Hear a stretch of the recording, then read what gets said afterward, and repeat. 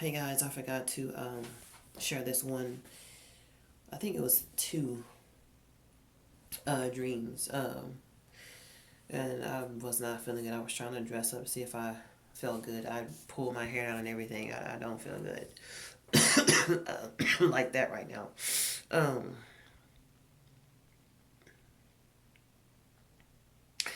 I was in deep water, and you can tell I was in deep water, and I was in a really, really dangerous part of deep water.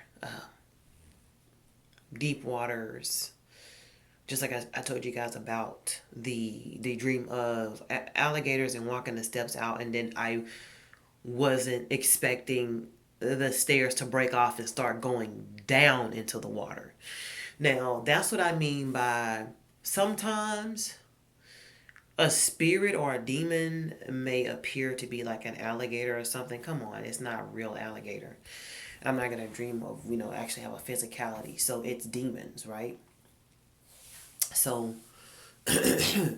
you have some demons who deep tread, and I just simply woke up and I was in deep territory. Think about shark territorial deep waters. You know how deep those waters are that real sharks tread in? Dear Lord. Okay, so I awoke and I was treading dangerous territory, playing around. This is around the time, I'm dreaming. One of my friends going, I'm not picking up that body, different things like that. And if you guys haven't seen that video, I have a video of a friend of mine who was working with me. One person said, Q, be safe out on the road. We wouldn't want nothing happening to you. We want to see you every day. We would want to see you. One of my other friends, where God was continuing to warn me about death. Because, I mean, think about it. A lot of us, wouldn't you want God to warn you than to die and wake up in hell pleading for your life to get out and you can't?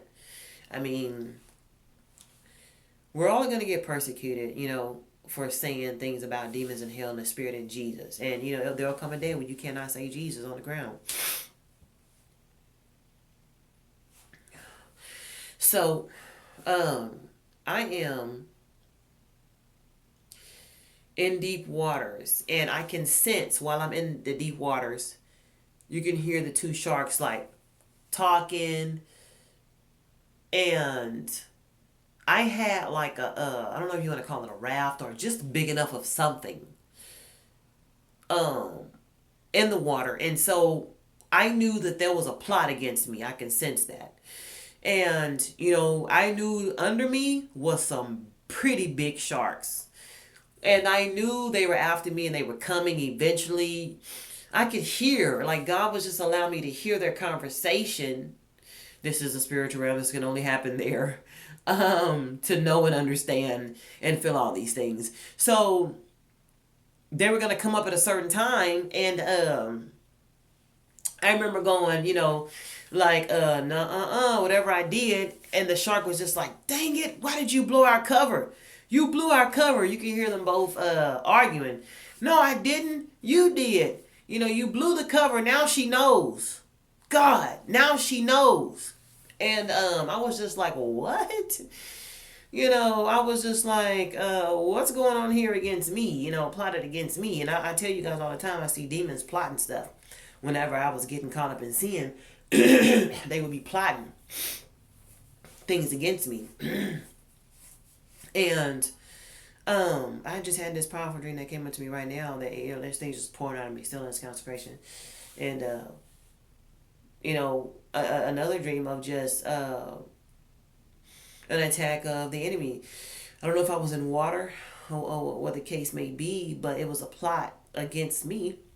And, God was just using me and allowing me to see what the spiritual realm was like. And he kept warning me about certain things.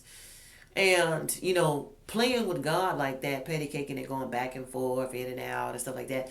I'm 34 now, and I really don't have nothing to live for the world. I am in a place of, hey, get your deliverance, and in the middle of deliverance, how many of you know it can be antagonizingly frustrating because you got people trying to tell you things, trying to tell you what to do.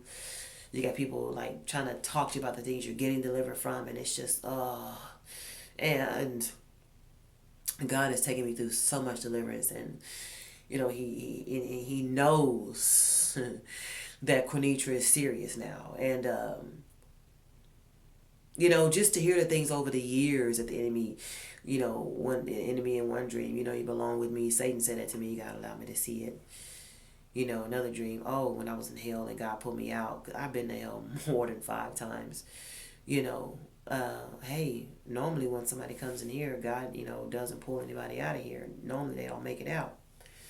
And, to see myself in hell sitting there on a stump like that, all lost hope, complete total darkness, everything that everyone has ever described that I've never experienced, plus on top of the things I've experienced,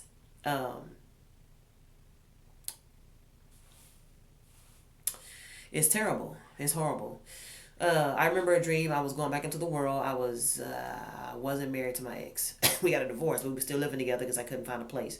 We were together for 2.5 years in the same place. Never had sex. We were divorced.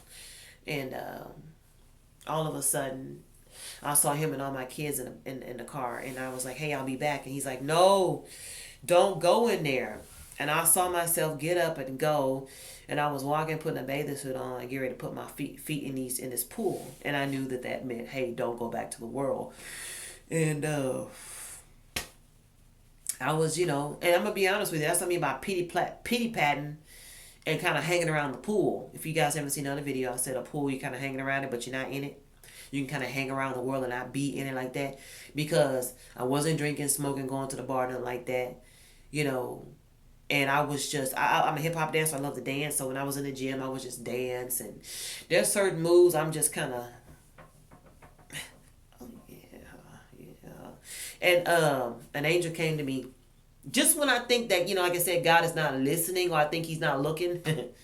He said, the angel said, make sure that while you're dancing, you're wearing your undergarment. And I was just like, woo, whoa, hello, somebody's watching. And, this happens to me. And that's not a part that I took for a joke or a pity pat and played around. What I mean by playing around is not the dreams and laughing at them, but playing around when God is really showing me something and I'm neither listening, I'm not. That's called playing around.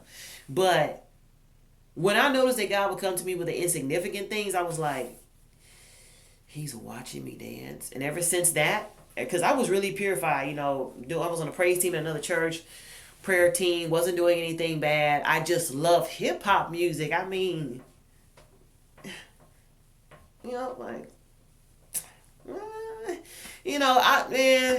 Pink, anybody you can think of, Jason Derulo. I mean, at that particular time, Justin Timberlake, he just came out with the CD Mirrors. I mean, how was I not gonna, how was I not gonna pop lock to that? You know what I mean? Like, and that was, oh my gosh, that was like 8 years ago.